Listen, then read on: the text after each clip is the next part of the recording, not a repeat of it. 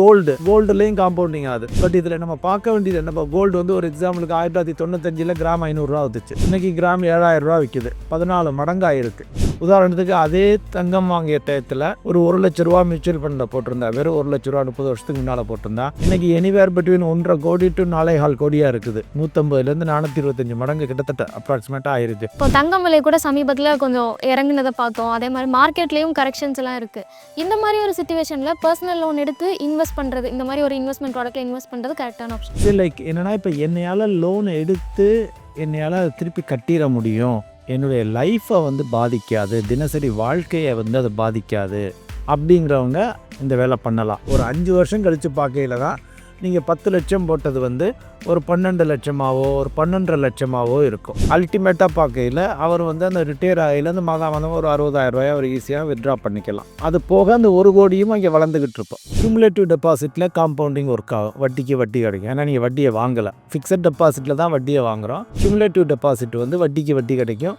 So நம்ம எனக்கு வட்டி வேண்டாம்னு சொல்லிடுறோம், 3 வருஷம் முடிவில் 5 வருஷம் முடிவில். ஸோ அங்கே காம்பவுண்டிங் உங்களுக்கு கிடைக்கிது. வணக்கம் சார். வணக்கம். நிறைய பேருக்கு இன்னைக்கு 9 to 5 ஜாப்ல இருந்தாலும் அதை தாண்டி ஒரு இன்கம் வரணும் அப்படின்னு யோசிக்கிறாங்க. அதுக்கு நிறைய ஃப்ரீலான்சிங் பண்ணுறாங்க, பிஸ்னஸ் பண்ணுறாங்க, இதெல்லாம் பண்ணுறாங்க. ஆனால் ஒரு பேசிவ் இன்கம்காக நம்ம பண்ணுற முதலீடே நமக்கு ஒரு பேசிவ் இன்கம் கொடுக்குமா? அந்த வாய்ப்பு இருக்கா? டெஃபினட்டாக முதலீடு பண்ணுறதே அதுக்காக தான். இப்போ கவர்மெண்ட் எம்ப்ளாயீஸு சில பேருக்கெல்லாம் பென்ஷன் இருக்கும், அவங்களுக்கு வந்து ஓகே பென்ஷன் கிடைச்சிருது. இப்போ ஆனால் இப்போ பல கவர்மெண்ட் எம்ப்ளாயீஸ்க்குமே இப்போ வந்து பார்த்தீங்கன்னா அந்த காலம் மாதிரி பென்ஷன் கிடைக்கிறது இல்லை. So including private sector employees அவங்க ரிட்டையர் ஆகில ஒரு இன்கம்மை கொடுத்துட்றாங்க, ஒரு டோட்டல் அமௌண்ட்டை பல்க் அமௌண்ட்டை கொடுத்துட்றாங்க. அந்த பல்க் அமௌண்ட்டை முதலீடு செஞ்சு நீங்கள் வந்து அதுலேருந்து இன்கம் எடுத்துக்கோங்க. அது ரொம்ப பாப்புலராக உள்ளது வந்து அனுவிட்டி அப்படிம்பாங்க. நிறைய பேர் எனக்கு கேரண்டீடாக வேணும் அப்படிங்கிறதுக்காக அனுவிட்டின்னு சொல்லி அதுக்கு போவாங்க. பட் அது தவிரவும் இன்றைக்கி வளரும் இந்திய பொருளாதாரத்தில் வந்து இப்போ மியூச்சுவல் ஃபண்ட்ஸ் போல், அல்லது இப்போ சில பேர்லாம் அந்த காலத்தில் வந்து பார்த்திங்கன்னா மியூச்சுவல் ஃபண்ட்லாம் பாப்புலர் ஆகாத பொழுது என்ன பண்ணுவாங்கன்னா, ஒரு 2 ஃப்ளாட்டை வாடகைக்கு வாங்குவோம். ஃப்ளாட்டுங்களில் 2 வீடை வாங்குவோம், வாங்கி வாடகைக்கு விட்டோம்னா அது ஒரு இன்கம், நம்ம கடைசி காலத்துக்கு அது ஒரு இன்கம்மாக வந்துக்கிட்டு இருக்கோம் அப்படிம்பாங்க. அது இன்னும் கொஞ்சம் பார்த்திங்கன்னா, இன்னும் சில பேர்லாம் ஃபிக்ஸட் டெபாசிட் பேங்க்கில், நிறைய பேர் ரொம்ப பாப்புலர் தமிழ்நாட்டில் பர்டிகுலராக வந்து பார்த்திங்கன்னா பேங்க்கில் போய் எஃப்டியில் போட்டுரு, எஃப்டியில் போட்டால் எனக்கு ஒரு அப்போ கொஞ்சம் நாளைக்கு முன்னாலெல்லாம் ஒரு 10-20 வருஷத்துக்கு முன்னாலெல்லாம் 9-10% கிடைச்சி ரொம்ப சந்தோஷமாக வாங்கிட்டு இருந்தாங்க. இப்போ இன்ட்ரெஸ்ட் ரேட் அதுலேருந்து வர்றது குறையத்தான் அவங்களும் வந்து வேறு அவென்யூஸ் என்ன இருக்குதுன்னு பார்க்க ஆரம்பிச்சிருக்காங்க. ஸோ டெஃபினட்டாக முதலீடை வச்சு தான் இன்னைக்கு கோயிங் ஃபார்வர்டு இப்போ வளர்ந்த பொருளாதாரங்கள் எல்லாமே வந்து பார்த்திங்கன்னா ஃபினான்ஷியல் அசெட்ஸ் தான் நிறைய. இப்போ இந்தியா போன்ற நாடுகளில் தான் வந்து உங்களுக்கு ஃபிசிக்கல் அசெட் இந்த சென்ஸ் ரியல் எஸ்டேட்டு, கோல்டு, இது மாதிரிலாம் வாங்கி வச்சு அதை விற்று அல்லது அதிலேருந்து ஒரு வாடகை வருமானம் வாங்கி அவங்க ஜீவனாம்சம் செய்கிறாங்க, பென்ஷன் எடுத்துக்கிறாங்க. பட் மோஸ்ட் ஆஃப் த கண்ட்ரீஸில் வந்து ஃபினான்ஷியல் அசெட்ஸ் தான் மேஜர் உங்களுக்கு வந்து பேசிவ் இன்கம் ஸ்ட்ராட்டஜியாக இருக்குது. இந்தியாவிலேயும் ரைட் நவ் அது வந்து பாப்புலர் ஆகிக்கிட்டு இருக்குது. ஏன்னா நாங்களே பார்த்துட்ருக்கப்ப எங்கிட்ட வர்ற முதலீட்டாளர்களே நிறைய பேருக்கு வந்து நாங்கள் மந்த்லி இன்கம் கொடுத்துக்கிட்டு இருக்கோம். ஸோ அதனால் பேசிவ் இன்கம் டெஃபினட்டாக முதலீடு மூலமாக பண்ண முடியும். நீங்கள் சொன்ன மாதிரி எஃப்டி, ஃப்ளாட்ஸ் இதெல்லாமே கொஞ்சம் ட்ரெடிஷ்னல் மெத்தட் ரொம்ப காலமாகவே பண்ணிட்டு இருக்காங்க. இதை தாண்டி இப்போ எல்லாருமே மியூச்சுவல் ஃபண்ட்ஸில், ஸ்டாக் மார்க்கெட்டில் இன்வெஸ்ட் பண்ணணும்னு நினைக்கிறாங்க. இதன் மூலமாக நமக்கு பேசிவ் இன்கம் கிடைக்குமா?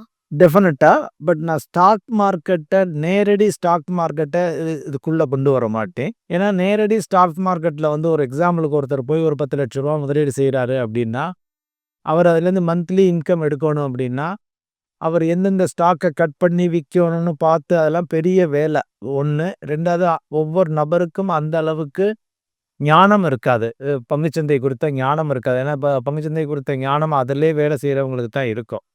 ஸோ அதை விட பெட்டர் ஆப்ஷன் வந்து மியூச்சுவல் ஃபண்டு. ஸோ மியூச்சுவல் ஃபண்டுகளில் போடையில் வந்து ஆட்டோமேட்டிக்காக நமக்கு வந்து ஒரு எக்ஸாம்பிளுக்கு மாதம் இவ்வளவு அல்லது குவார்ட்டர்லி இவ்வளவு தான் டூவபிள் அப்படிங்கிறதையும் நம்ம சொல்லிடலாம். ஸோ அது நம்ம வேணும்னா டீட்டெயிலாக பேசுவோம், அதை பற்றி ஒன்றும் விஷயம் இல்லை. அதே மாதிரி இந்த மியூச்சுவல் ஃபண்ட்ஸ்லேருந்து நம்ம எஸ்ஐபி போட்டோம்னா பின்னாடி எஸ்டபிள்யூபியில் பாதி பணம் எடுத்துக்கலாம் அப்படின்னு சொல்கிறாங்க.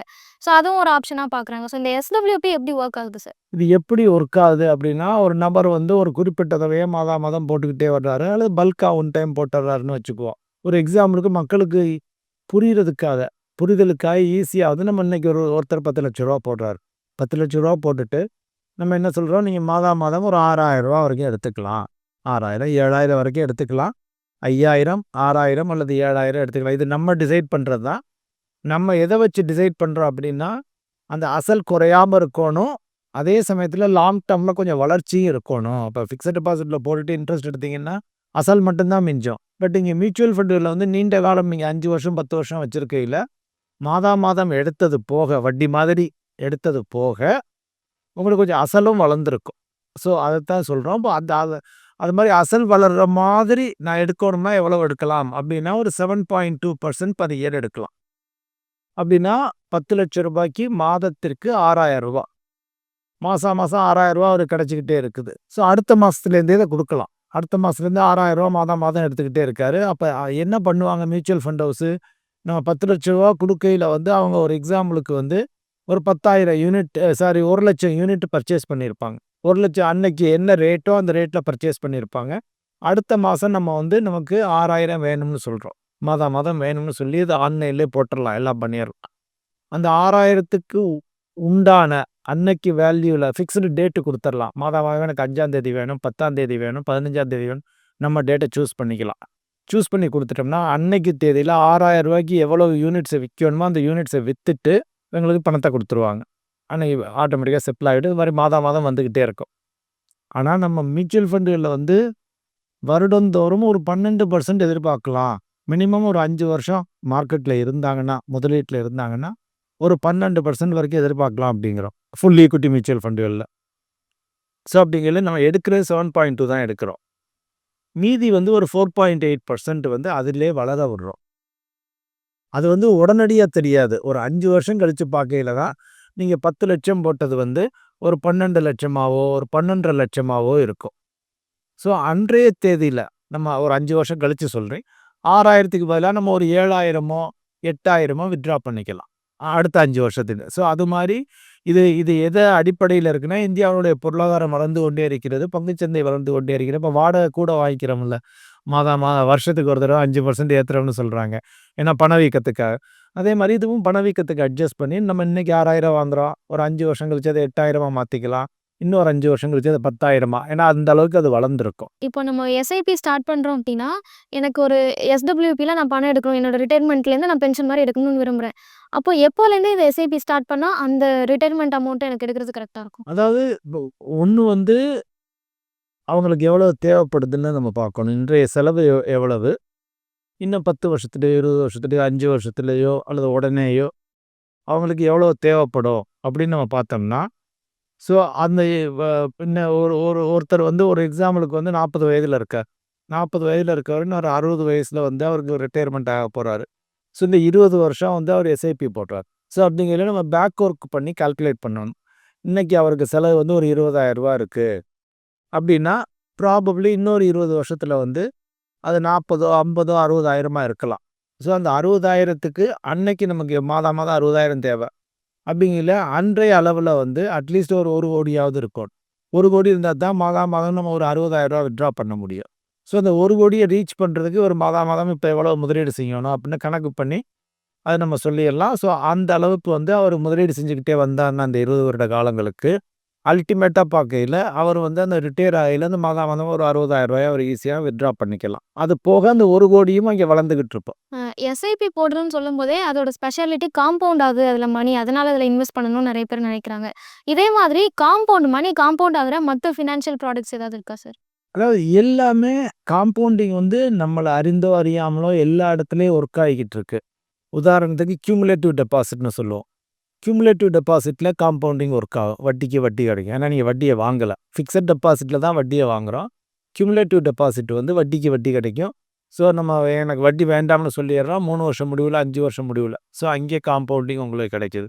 ஒரு உதாரணத்துக்கு இன்சூரன்ஸ் ப்ராடக்ட் போடுறீங்க, அதில் வந்து ரொம்ப லோ ரிட்டர்ன், பட் அந்த லோ ரிட்டர்னுக்கு ஒரு காம்பவுண்டிங் அங்கே கிடைக்கிது.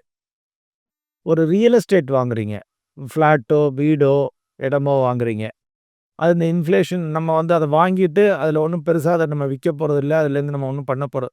ஸோ அப்படிங்கிறது இன்றைக்கி நிறைய பேர் சொல்லுவாங்க, நான் வந்து 20 வருஷத்துக்கு முன்னால் 10 லட்ச ரூபாய்க்கு வாங்கினேன், இன்றைக்கி 1 கோடி ரூபாயா இருக்குது அப்படிம்பாங்க. அப்படின்னா அந்த 10,00,000லேருந்து 1,00,00,000 காம்பவுண்ட் ஆயிருக்கு. ஸோ அந்த கூட்டு வட்டியில நம்ம பார்த்துக்கலாம். எதையுமே நம்ம எடுக்காம இருந்தோம்னா, இன்க்ளூடிங் மியூச்சுவல் ஃபண்ட், ஸ்டாக்ஸு எல்லாமே நல்ல நிறுவனங்கள்ல வாங்கி, அல்லது நல்ல மியூச்சுவல் ஃபண்டுகள நம்ம போட்டு, அத எடுக்கக்கூடாது. எடுக்காம விட்டுட்டோம்னா, கூட்டு வட்டியின் மகிமைய நம்ம வந்து உணரலாம். ஸோ அதுக்கு வந்து நமக்கு பொறுமை வேணும். நமக்கு இப்பொழுது வந்து அது தேவைப்படக்கூடாது. இதெல்லாம் தான் கண்டிஷனு. ஸோ ஈவன் கோல்டுலயும் காம்பவுண்டிங் ஆகுது. பட் இதில நம்ம பார்க்க வேண்டியது என்ன, இப்போ கோல்டு வந்து ஒரு எக்ஸாம்பிளுக்கு 1995ல கிராம் ரூ. 500 வந்துச்சு. இன்னைக்கு கிராம் ரூ. 7,000 விக்குது. 14 மடங்கு ஆயிருக்கு. ஸோ அப்ராக்ஸிமேட்டா ஒரு 9%ல காம்பவுண்டிங் ஒர்க் ஆயிருக்கு. 9 ஆனா நம்ம காம்பவுண்டிங் பண்றது வந்து அதிகமான வருமானம் தரக்கூடியதில காம்பவுண்டிங் ஆச்சுன்னா, நம்முடைய பெருக்குதல் வந்து அதிகமா இருக்கும். பணம் பெருகுறது.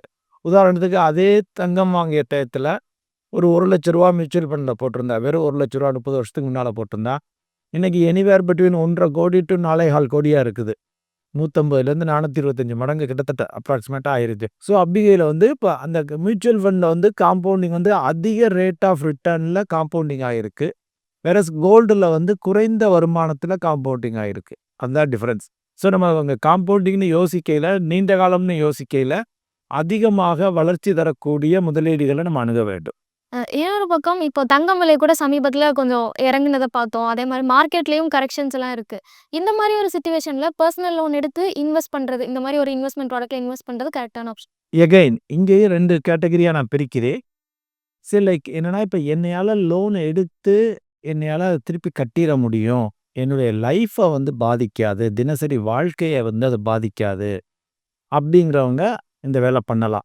லோன் எடுத்து கொஞ்சம் இன்வெஸ்ட்மெண்ட்ட ஏத்திக்கலாம். அதுக்கப்புறம் பட் இந்த லோன் எடுத்து பண்ணக்கூடிய வேலை யாருக்கு சூட் ஆகும்னு சொல்றேன். இப்ப எங்கிட்டயே சில இன்வெஸ்டர்ஸ் இருக்காங்க. பெர்சன்டேஜ் வந்து ரொம்ப குறைவு. எது மாரி இன்வெஸ்டர் அப்படின்னா, இப்ப கல்ஃப்லலாம் ஒர்க் பண்றாங்க. கல்ஃப்ல ஒர்க் பண்றவங்க என்ன பண்ணுவாங்க, அவங்க வந்து சில பேர் செலவாளிகள். அவங்க என்ன சொல்றாங்கன்னா, "சார் என்னோட பணம் மாதா மாதம் 3,00,000 2,00,000 சம்பாரிக்கிறேன். இன்ஜினியர் அது மாரிலாம் வேலை பார்க்குறாங்க. 2, 3,00,000 சம்பாதிக்கிறேன். ஆனா எங்கேன்னே தெரிய மாட்டேங்குது. எங்கே போகுதுன்னே எனக்கு தெரியல. எப்படியோ செலவழிஞ்சிருது. நீங்க மாதா மாதம் போடச் சொல்றீங்க. என்னால மாதா மாதம் போட முடியல. ஆனா என்னால இன்வெஸ்ட்மென்ட் பண்ண முடியல. ஆனா கடன கட்டச் சொன்னீங்கன்னா, நான் கடன் கட்டிருவேன்." அப்படிங்கிறாங்க. ஸோ அப்படிங்கிறவங்களுக்கு நாங்க என்ன சொல்லியிருக்கோம்னா, சரி ஓகே நீங்க 40,00,000 50,00,000 லோன் எடுங்க. எடுத்துட்டு நாங்க இன்வெஸ்ட்மென்ட் பண்றோம். அந்த லோன அவர் கட்டிக்கிறார். 2 வருஷம் 3 வருஷம் கட்டிட்டு, அப்புறம் அந்த லோன் முடிஞ்சோனே 3ஆவது வருஷம் திருப்பி வருவாங்க. சார் இப்ப எனக்கு லோன் முடிஞ்சிருச்சு. நான் இன்னொரு 40,00,000 லோன் எடுக்கிறேன். ஏன்னா இங்க எனக்கு வட்டியெல்லாம் ரொம்ப குறைவு தான். இன்னொரு 40,00,000 எடுத்து முதலீடு பண்றோம். ஸோ இது வந்து ரொம்ப செலக்டிவான பீப்பிளுக்கு இது பண்றோம். பட் எல்லாருக்கும் ஜனரஞ்சகமா எல்லாரும் நான் ஃபாலோ பண்றத எப்படி பண்ணலாம் அப்படின்னா, நீங்க நார்மலா இருக்கிறவங்க வந்து அதாவது நீங்க வந்து லோன் எடுத்து இஎம்ஐ கட்டுவீங்க. நீங்க லோன் கட்டுற மாதிரி நெனச்சுக்கிட்டு எஸ்ஐபில முதலீடு பண்ணுங்க. ஸோ அத உங்கள நீங்களே கொஞ்சம் டைட் பண்ணிக்கங்கன்னு சொல்லுவோம். பேங்க்ல வந்து நீங்க வந்து ரொம்ப பணத்த வச்சுக்காதீங்க. சில பேர்லாம் எனக்கு 2,00,000 இருந்தா தான் நிம்மதி, 3,00,000 இருந்தா தான் தூக்கம் வரும் பேங்க் பேலன்ஸு. ஆனா பேங்க் பேலன்ஸ்ல ஆன்லைன் ஃப்ராட் நடக்குது. யாரும் பணம் எடுத்துட்டு போனாலும் தெரியாது. ஸோ இன் ஜெனரல் பேங்க்ல வந்து ரொம்ப அதிகமான பணத்த வைக்காதீங்க. கொஞ்சம் ஃபேமிலிய டைட்டா ரன் பண்ணிக்கங்க. ரன் பண்ணிட்டு இன்வெஸ்ட்மென்ட் பண்ணிக்கங்க. தேவைப்படையில எடுத்துக்கலாம். ஆரம்பத்துல ஒரு 2, 3 இயர்ஸ் கொஞ்சம் டைட்டா ஓடும். அப்புறம் இங்க நம்ம இன்வெஸ்ட்மென்ட் வளர வளர கான்ஃபிடன்ஸ் அதிகமாயிடும். ஓகே என்கிட்ட இவ்வளோ பணம் இருக்குது. தேவைன்னா தான் எனக்கு 2 நாள்ல பணம் வந்துருதுல்ல. ஒண்ணும் பிரச்சனை இல்ல. அப்படின்ட்டு அந்த கான்ஃபிடன்ஸ் லெவல் பெருகும். ஸோ ஜனரஞ்சகமா இருக்கிறவங்க வந்து கொஞ்சம் எஸ்ஐபி மாதாந்திர முதலீட்ட மியூச்சுவல் ஃபண்டா இருக்கட்டும், அல்லது அவங்க ஆர்டில போடுறதா இருக்கட்டும், அல்லது கோல்டு வாங்க whatever I leave it to them. நான் எஸ்ஐபி மியூச்சுவல் ஃபண்ட்னு சொல்றது வந்து ஹை குரோத் இருக்கிறதுனால இங்க பேசுறோம். ஏற்ற இறக்கமும் இருக்கும். பட் நீண்ட காலத்துல ஹை குரோத்தும் இருக்கும். ஸோ அதனால இத சொல்றோம். So wherever they want to invest month on month add பண்ணிக்கிட்டே போனாங்கன்னா, அந்த இன்வெஸ்ட்மென்ட் பண்ணாங்கன்னா அவங்களுக்கு பெட்டரா இருக்கும். ஒரு சில பேர்கள் வந்து இது மாரி நான் செலவாளி அப்படின்னு நினைக்கிறவங்க வந்து லோன் எடுத்து பண்ணிக்கலாம். மியூச்சுவல் ஃபண்ட்ஸ்ல முதலீடு பண்ணுங்க. மாசம் மாசம் எஸ்ஐபி போடுங்க. எஸ்டபிள்யூபில நிறைய ரிட்டர்ன்ஸ் கிடைக்கும் அப்படின்னு எல்லாரும் சொல்றதை கேட்டு குழம்பி போயிருக்கீங்களா? இனிமேல் அந்த கவலையை விடுங்க. பொருளாதாரம் சம்பந்தமான உங்களோட சந்தேகங்கள் எல்லாத்தையும் ஈடி தமிழ் ஆஃபீஸ்க்கே நேரடியா வந்து எக்ஸ்பர்ட்ஸ் கிட்ட கேட்க முடியும். அதுக்கு நீங்க செய்ய வேண்டியதெல்லாம் உங்களோட பெயர் மற்றும் கான்டாக்ட் நம்பரை ஸ்கிரீன்ல தெரியுற இந்த நம்பருக்கு வாட்ஸ்அப் பண்ணுங்க. நாங்க உங்களை நேரடியா தொடர்பு கொண்டு மற்ற விவரங்கள் எல்லாம் சொல்லுவோம். உங்க சந்தேகங்களை உங்களுக்கு ஃபேவரட்டான எக்ஸ்பர்ட்ஸ் கிட்ட கேட்கிற இந்த ஆப்பர்ச்சுனிட்டியை மிஸ் பண்ணிடாதீங்க.